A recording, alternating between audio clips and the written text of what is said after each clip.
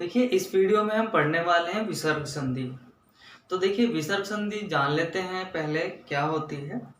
देखिए विसर्ग संधि में जो देखिए संधि में हमेशा क्या होते हैं, दो शब्द होते हैं इस तरीके से जुड़े हुए होते हैं जिनमें वर्णों का मेल होता है, यानी कि शब्द तो होते हैं लेकिन वर्ण जुड़ते हैं, उनसे कोई एक वर्ण बनता है। तो देखिए क्या होगा जब प्रथम शब्द का, यानी कि इसकी बात कर रहा है वो, जब प्रथम शब्द के अंतिम में विसर्ग आएगा, यानी कि प्रथम शब्द हो गया, यहाँ पे विसर्ग आना चाहिए, आए, तथा दूसरे शब्द के शुरू में जो यहाँ पे जो शब्द होगा उसके शुरू में चाहे तो आपका स्वर आ जाए या आपका व्यंजन आ जाए, तो वहां क्या होगी, विसर्ग संधि होगी। विसर्ग संधि होने के लिए यहाँ पे विसर्ग होना अनिवार्य नहीं है, लेकिन हाँ यहाँ पे होना अनिवार्य है ज्यादातर, एक जगह ऐसा नहीं होता है, वो मैं आपको पढ़ाने वाला हूँ। ठीक है, तो देखिए बस इतना सही है कि दो शब्द होंगे संधि में, प्रथम शब्द का अंतिम वर्ण और दूसरे शब्द का प्रथम वर्ण जुड़कर कोई एक वर्ण बनता है, चाहे वो स्वर हो या व्यंजन हो। लेकिन यहाँ पे क्या होगा, अब आपका विसर्ग होना अनिवार्य है, यहाँ पे आपका स्वर हो या व्यंजन हो, ऐसे मेल को विसर्ग संधि कहा जाता है। तो विसर्ग संधि की जो पहली संधि है वो हम अब पढ़ने वाले हैं।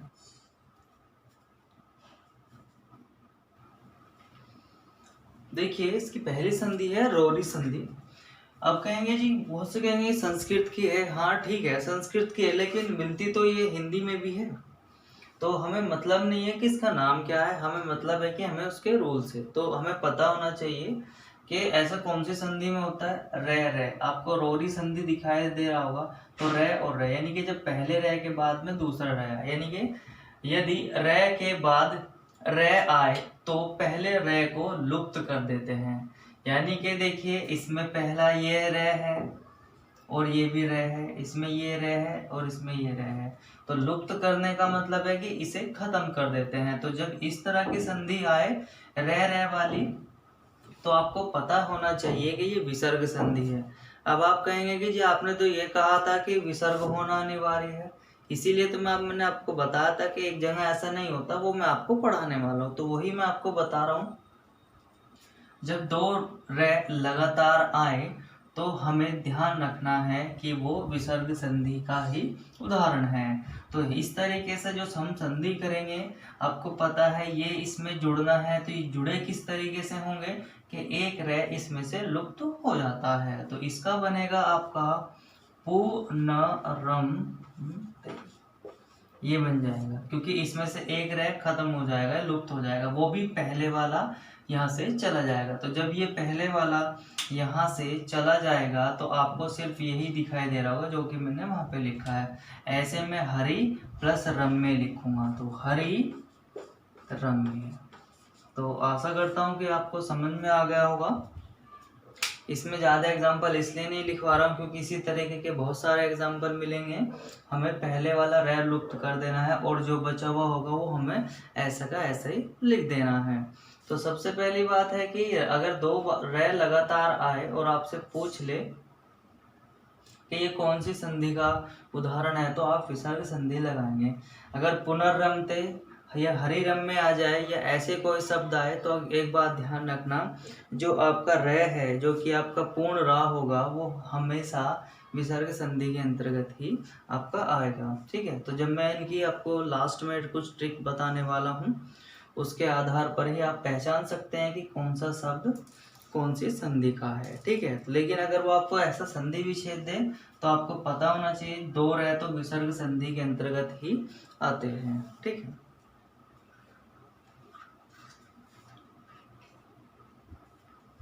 देखिए विसर्ग संधि की ये है दूसरी संधि, सत्व संधि।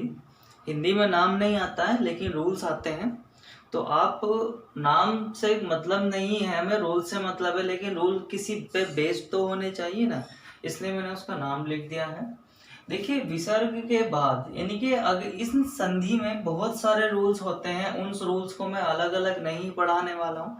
अगर वे मैं रूल्स आपको समझा देता हूँ तो आपको किसी भी तरीके का अगर वो एग्जाम्पल दे तो आप आसानी से उसे कर सकते हैं। देखिए यदि विसर्ग के बाद आपका क या ख आए तो विसर्ग परिवर्तित होगा किसमें, या तो वो विसर्ग का विसर्ग ही रहे, या आपका श षटकोण आ जाए, या आपका सा सपेरा आ जाए, वो भी ये हलंत वाला यानी कि आधा। ऐसे ही चा के बाद वो विसर्ग के बाद अगर चा या छा आए तो ये किस में परिवर्तित हो जाएगा, शा सलजम में। ऐसे अगर विसर्ग के बाद टा या ठा आए तो विसर्ग किस में चेंज हो जाएगा, शा षटकोण में। ऐसे ही आपका विसर्ग के बाद ता या था आए तो विसर्ग किस में चेंज हो जाएगा, सा सपेरा में। ऐसे अगर विसर्ग के बाद प या फ आ जाए तो आपका या तो विसर्ग ही रहेगा, या श षटकोण आ जाएगा, या सा सपेरा। अब आप कहेंगे जी हमें चलो ठीक है पता चल गया कि इस तरीके से होगा, लेकिन अगर हम एग्जाम के टाइम पर ये सब भूल गए तो हम कैसे करेंगे। तो देखिए इसका एक तरीका है, आपको पता होगा का और का कहाँ से बोला जाता है। आप कहेंगे जी ये तो कंठ से बोला जाता है, ठीक है। ये कहाँ से बोला जाता है, ये बोला तालु से।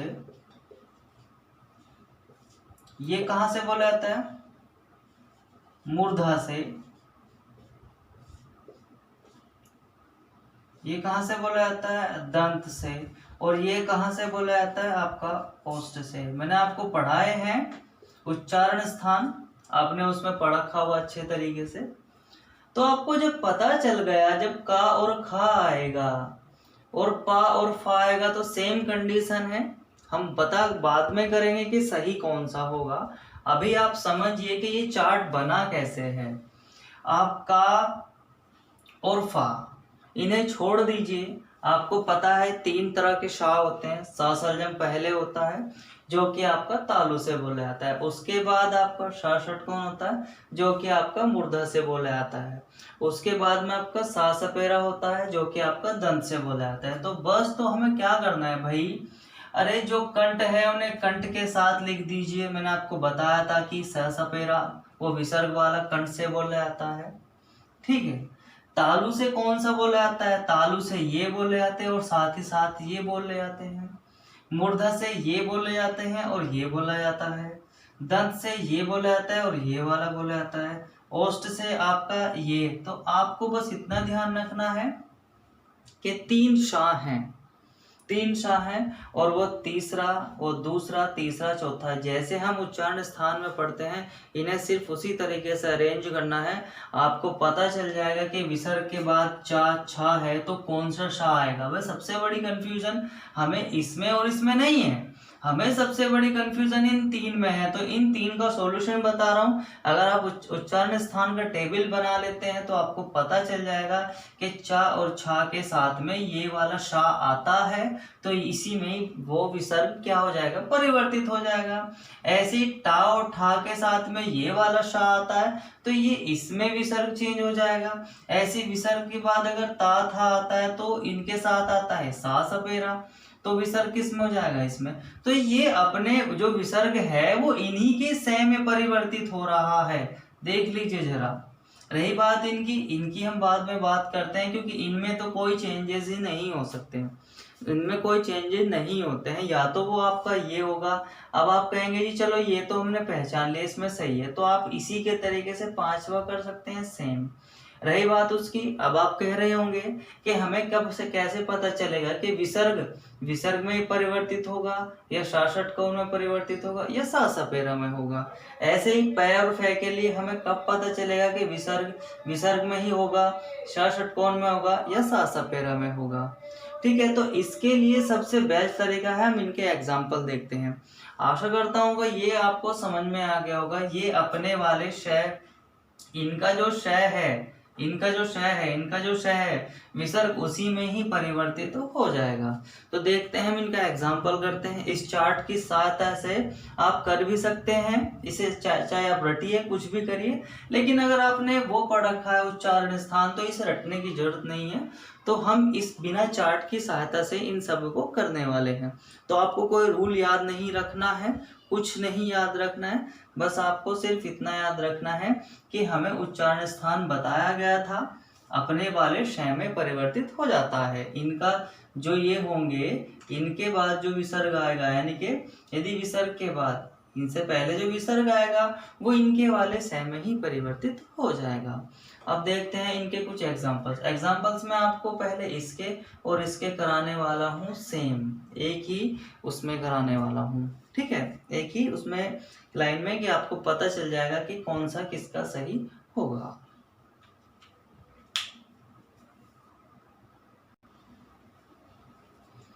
देखिए इसमें है पहला कि विसर्ग के बाद में आपका का या खा आए या पा या फा आए तो मैंने आपको बताया विसर्ग है या तो विसर्ग में चेंज होगा या षटकोण में चेंज होगा या आपका सा सपेरा में चेंज होगा। तो देखिए हम बात कर लेते हैं कि रज प्लस कण है। पहली बात तो ये क्या, ये विसर्ग संधि है। हाँ ये विसर्ग संधि है क्योंकि प्रथम शब्द के अंत में विसर्ग आ रहा है, ये रहा। ठीक है, तो देखिए ये बनेगा क्या, ये तीन तरीके से बन सकता है, हम सिर्फ इसी तरीके से करेंगे। ये बनेगा आपका या तो रज कण ही बनेगा या र ज अध श कैण, या तो ये बनेगा या आपका र ज अध श कैण, या तो ये बनेगा आपका, ये बनेगा या तो अंतःकरण बनेगा या आपका अंतःकरण बनेगा या आपका अंतःकरण, या तो आपका ये बनेगा। ऐसे ही आपका या तो प्रातः काल बनेगा या आपका प्रातः काल बनेगा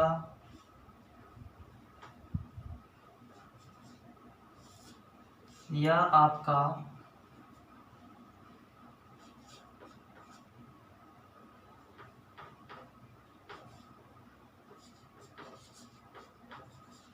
आपका ये बनेगा।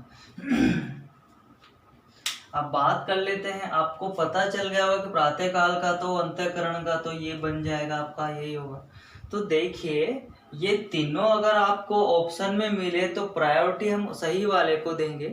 अब बात कर लेते हैं सही कौन सा है। लेकिन अगर एक भी ऑप्शन में आपको मिल जाए, चाहे ये हो चाहे ये हो और चाहे ये हो, जो हमने रूल पढ़ा उसने कहा कि या तो इसमें बदलेगा, तो हमने इसमें ही बदल के देख लिया विसर्ग में ही।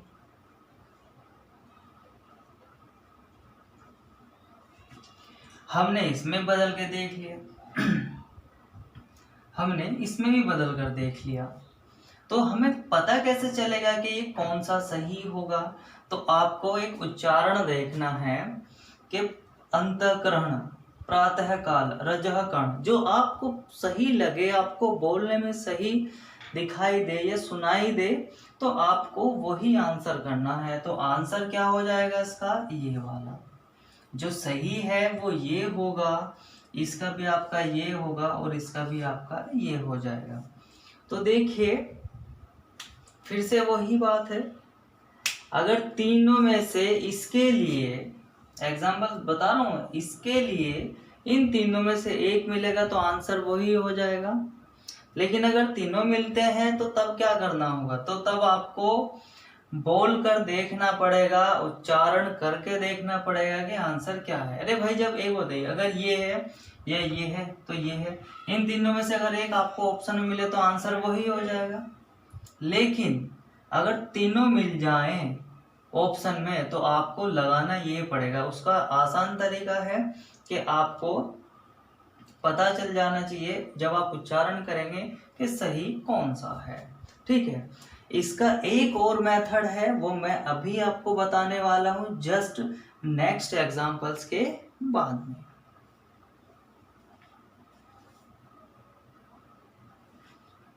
देखिए नेक्स्ट एग्जांपल है आपके, पहली बात तो ये विसर्ग संधि है, हाँ है, और विसर्ग के बाद में आपका का आ रहा है, ये भी बात सही है। तो अगर ऐसी कंडीशन होती है तो या तो विसर्ग में चेंज होगा तो विसर्ग में चेंज करिए नमः, या षटकोण में नमः, या आप कहेंगे नमस्कार। आपको पता चल गया होगा कि सही ये होगा। ऐसे ही भा कर या तो ये होगा या आपका ये होगा या आपका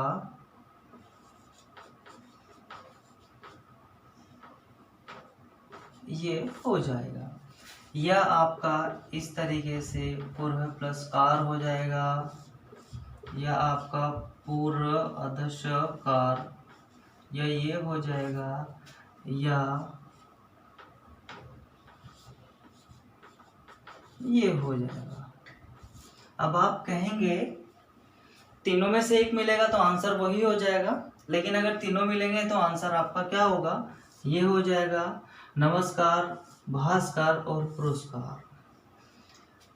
मैंने आपको बताया है कि अगर तीनों मिलेंगे तो आपको उच्चारण करके देख लेना है। ऐसे ही शब्द आपको मिलने वाले हैं जो आपने भूतकाल में लिखे हुए होंगे या पढ़े हुए होंगे, तो आप इस तरीके से इसे कर सकते हैं। लेकिन अगर मैं आपसे कहूँ कि इसका एक और तरीका है जिससे हमें अब तो 3 में से चूज करना पड़ रहा है, अगर तीनों ऑप्शन में आते हैं तो अब तो तीनों में से चूज करना पड़ रहा है। अगर मैं कहूं कि आपको 2 में से चूज करना होगा तो आप कहेंगे जी एक एग्जांपल कहो, एक ऑप्शन कम हो जाएगा, हमें आसान हो जाएगा और भी। तो चलो देखते हैं। जितने भी मैंने एग्जांपल लिखवाए हैं वो मैं आपको कह रहा हूं, आपको नोट करके यहाँ पे लिख लेना है, यहाँ पे नोट करके लिख लेना है। अब आपको क्या करना है, आपको इस तरीके से बनाना है। ये पहला शब्द हो गया, इसके बाद ये विसर्ग हो गया, और ये दूसरा शब्द हो गया। यहाँ पे क्या है, यहाँ पे तो आपका का खा पा फा ही होगा, का खा पा, या फाइन में से कोई सा आपको एक मिलेगा। यहाँ पे विसर्ग भी मिलेगा, इसी कंडीशन की मैं बात कर रहा हूं। लेकिन अगर विसर्ग से पहले यहाँ पे जो वर्ण है ये, अगर इसमें आपको आ मिल रहा है, सिर्फ आ मिल रहा है, विसर्ग है का है, कंडीशन फॉलो हो रही है, विसर्ग है का है, कंडीशन फॉलो हो रही है, विसर्ग है का है, कंडीशन फॉलो हो रही है। लेकिन दिक्कत है हमें 3 ऑप्शनों में से हमें उच्चारण के स्थान पर भी अगर पता नहीं चला तो हम कैसे एक ऑप्शन को और कम कर सकते हैं, वो मैं आपको बता रहा हूं। देखिए विसर्ग से पहले ये माँ लिखा हुआ है, तो मैंने हमेशा आपको बताया ये वर्ण विच्छेद होता है कि माँ ऐसे लिखा होता है, तो आपको जो अंत में मिलेगा वो आ मिलेगा। कोई भी वर्ण हो, ये है, ये आ का डंडा मतलब ये आ है, ये ऐसे लिखा होगा, ये रहा र लिखा है, ये आपको र और आ लिखा होगा। तो साधारण सी बात है, कोई भी देखकर बता सकता है कि इनमें आ लिखा हुआ है। ठीक है, ये कोई बताने वाली बात नहीं है, लेकिन मैं फिर भी इसे मैंने बताया आपको, इसे मैं रफ कर रहा हूं यहां से। तो देखिए आपको पता चल गया कि विसर्ग से पहले आपका आ है, तो ये बात कंफर्म है कि ये जो विसर्ग होगा या तो इसमें बदलेगा या आपका इसमें बदलेगा। आपको ये बात ध्यान रखनी है कि अगर विसर्ग से पहले आपका आ हो तो हमें ऑप्शन में एक तो विसर्ग वाला और एक ये सा वाला, ये 2 ही देखने होंगे, तो आपको पता चल जाएगा कि आंसर किन 2 में से हो सकता है। तो देखिए इससे पहले आपका आ मिला है, तो विसर्ग किस में चेंज हो, ये विसर्ग किस में चेंज हो गया, तो विसर्ग में होना चाहिए था, या तो ये आंसर होना है या आपका ये आंसर होना है। ये तो ऑप्शन में ही खत्म हो गया, ये तो होगा ही नहीं, लेकिन हम रूल्स के अकॉर्डिंग इसे लिख रहे हैं, क्या पता ऑप्शन में दे दे। अगर तीनों में से एक ऑप्शन में है तो आंसर वही हो जाएगा, और अगर तीनों दिए हुए हैं तो हमें ऑप्शन कम करने का एक बेस्ट तरीका मिल गया कि अगर आ है विसर्ग से पहले तो हमें सिर्फ इसमें और इस वाले में ऑप्शन में से चूज करना होगा। तो हमें क्या देखिए नमस्कार नहीं होता, आपने पढ़ा होगा नमस्कार ही होता है। तो ये आपको नोट में लिख लेना है, ये ऑप्शन कम करने का तरीका है ना भाई। पहले आपको 3 में से चूज करना पड़ रहा था, अभी आपको 2 में से करना पड़ रहा है।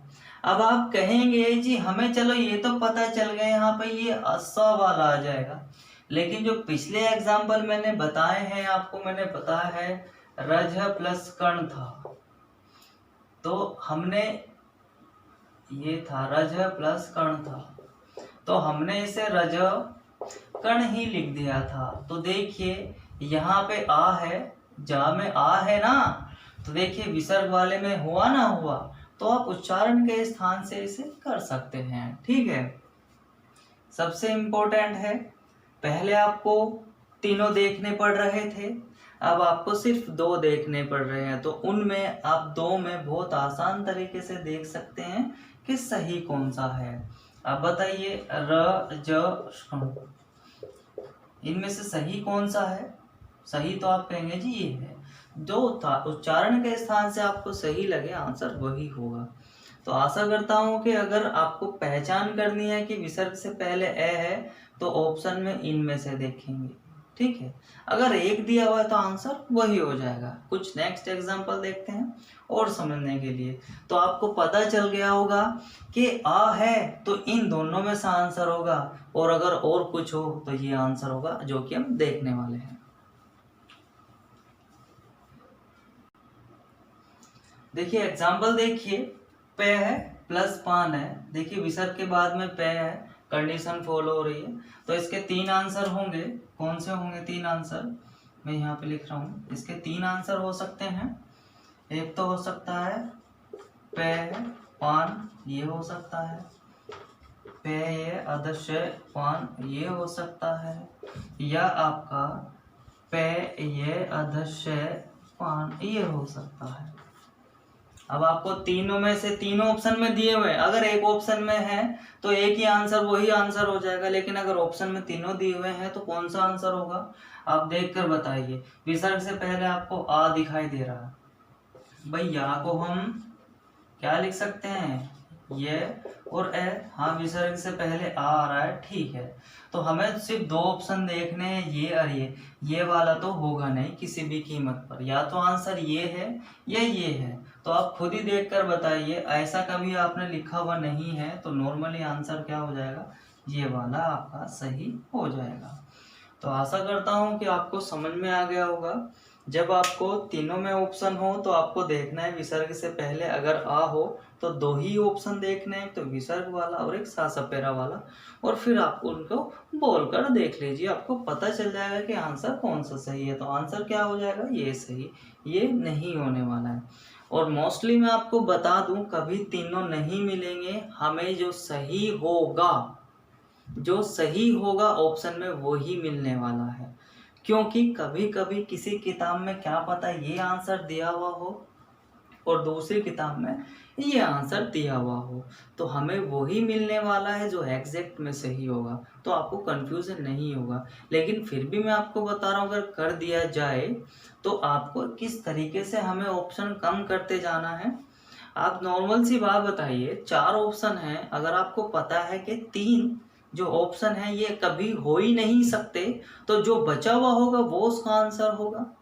ठीक है, तो इसी प्रकार आप ऑप्शन कम करते चल जाइए, आप आंसर के ज़्यादा नज़दीक पहुंच जाते हैं। ठीक है, नेक्स्ट एग्जांपल देखिए, जब विसर्ग के बाद आ नहीं होगा, क्या होगा, या तो विसर्ग के बाद में ई हो या ऊ हो। तो ये विसर्ग किसमें, जब आता तो इसमें बदला था, तो बचा क्या, अब तीन ही तो हैं, तो किस में बदल जाएगा, षटकोण में। तो आपके लिए आसान हो गया होगा, जब आ है तो विसर्ग में या सा में बदलेगा, लेकिन अगर विसर्ग से पहले ई या ऊ हो तो सा षटकोण में बदलेगा। इसको हम एग्जाम्पल से देखते हैं।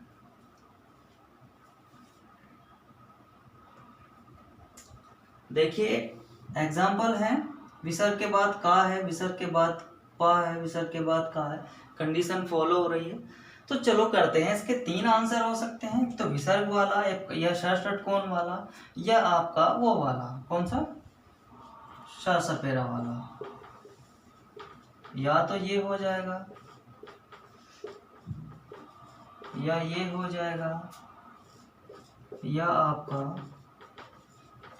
ये हो जाएगा, ऐसे ही, या तो ये हो जाएगा इसका,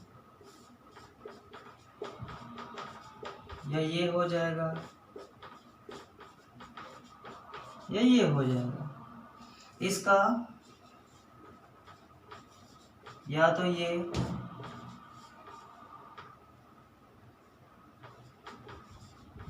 या ये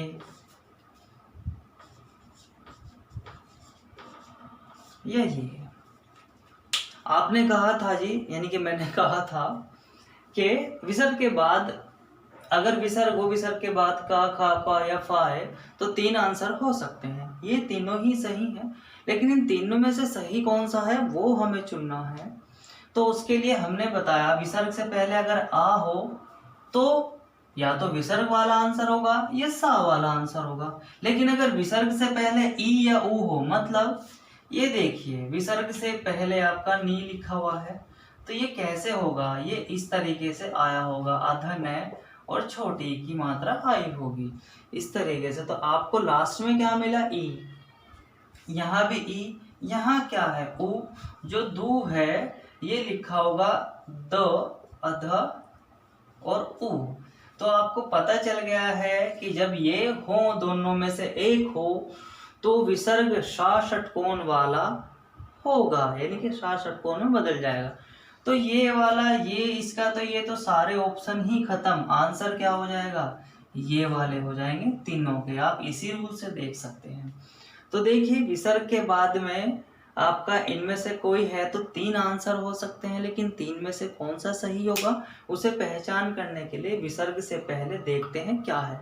अगर ए हो तो विसर्ग वाला या स सपेरा वाला आपका आंसर होगा। अगर विसर्ग से पहले ई या ऊ हो तो आपको षा षटकोण वाला आंसर होगा 100%। ठीक है, तो मैं आशा करता हूँ आपको समझ में आ गया होगा। इसी के लिए अगर आपको समझ में आ गया हो तो नेक्स्ट 1-2 एग्जाम्पल और देख लेते हैं।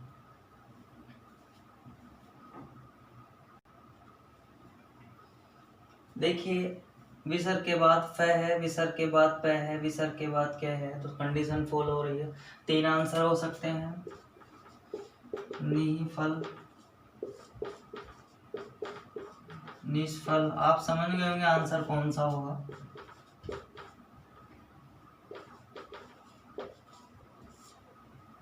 विसर्ग से पहले ई है तो आंसर श्रा वाला ही होगा, ये आप समझ गए होंगे, लेकिन हमें लिखना है, समझना है।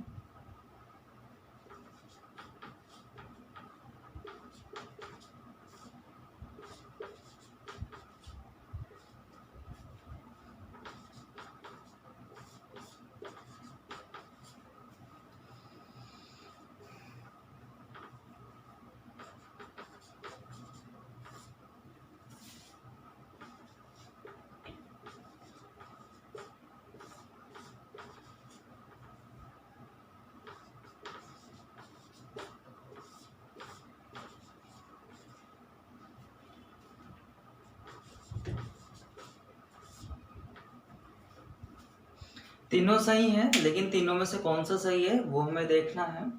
क्या करना है उसके लिए, विसर्ग से पहले देखना है ई या ऊ है, ई है, ऊ है, ऊ है, तो हमें क्या करना है, हमें षा षटकोण वाला उठा लेना है, क्योंकि विसर्ग हमेशा षा षटकोण में बदलेगा। जब आपके विसर्ग से पहले ये हो तो ये तो हमें देखना ही नहीं है, ये तो आंसर कौन सा हो जाएगा, जो तीसरे वाले हो जाएंगे, ये सारे के सारे इसके आंसर हो जाएंगे। ठीक,